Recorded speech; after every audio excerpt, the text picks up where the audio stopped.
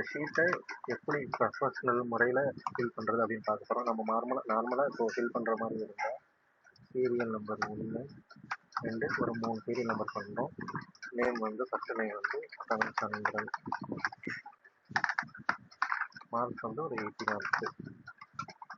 ரெண்டாவது வந்து சக்தி ஒரு 95 மார்க்கு.